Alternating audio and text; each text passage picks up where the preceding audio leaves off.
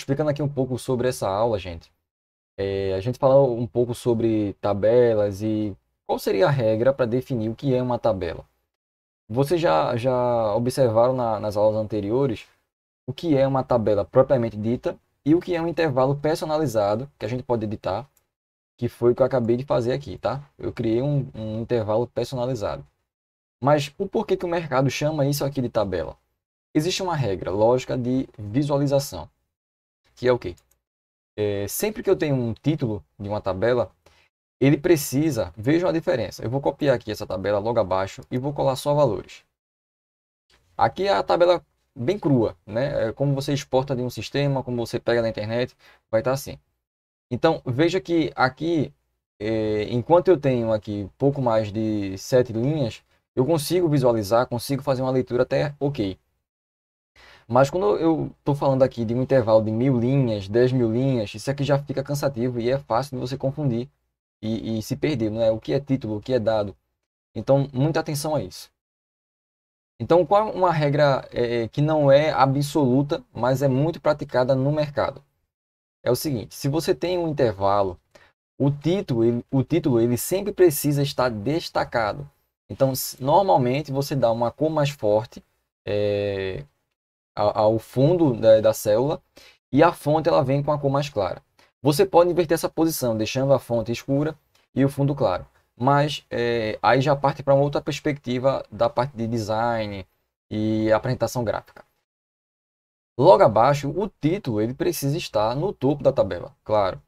Aí por que você está falando uma coisa assim tão óbvia? Porque alguns fechamentos, algumas DRS, o pessoal prefere colocar alguns subtítulos abaixo da tabela. Por quê? Ele olha o somatório acima, né, e tudo que foi lançado, e abaixo ele tem uma leitura de título. Isso é muito de cada relatório, de cada analista. Tá?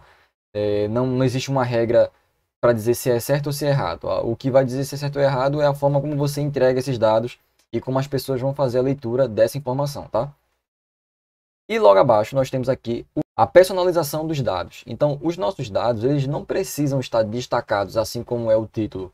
Porque o título está ali para dizer o seguinte, ó, o cabeça sou eu. Né? Então, o título já se identificou aqui. Tudo que vem abaixo são os dados.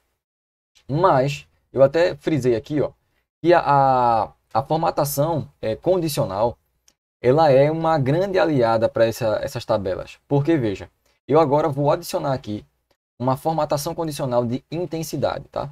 Vou dar aqui uma escala de cor. E observe o seguinte. Ele pega o nosso número, o maior número ele dá uma cor mais forte e o menor número ele vai clareando, tá? Isso aqui não é branco absoluto, isso aqui é um verde bem clarinho, quase branco. Aqui ó, você já consegue perceber mais esse degradê. E você pode criar outras sinalizações visuais a partir das formatações condicionais.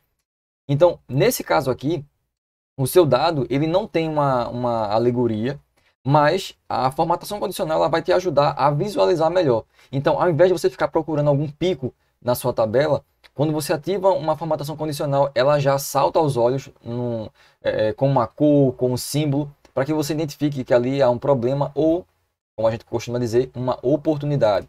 Tá? Você também pode colocar umas barras de dados, e aí ela vai te dar uma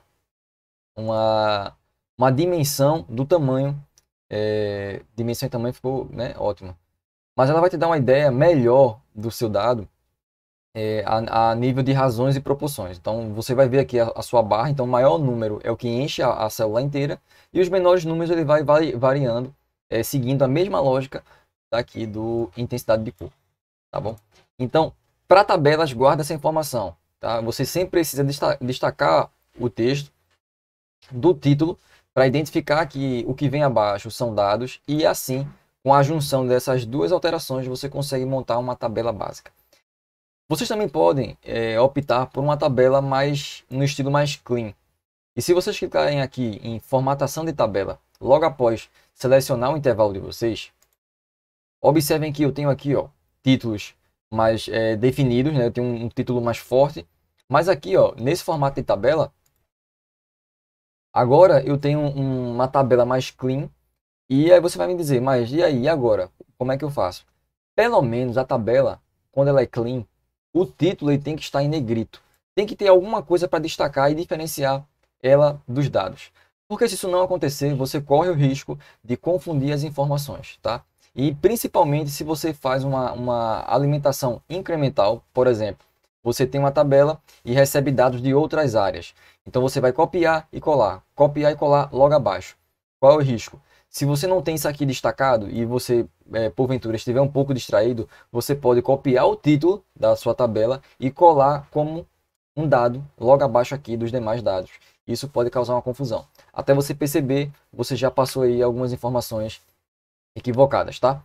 Então, o Visual Clean, ele não elimina isso aqui que eu acabei de falar. O título ele sempre precisa estar destacado. É o header, né? Se ele é o header, né? Se ele é o chefão, ele precisa estar destacado para poder definir que dali para baixo o que vai aparecer serão dados. Continuando nossa aula, eu vejo você lá. Até mais.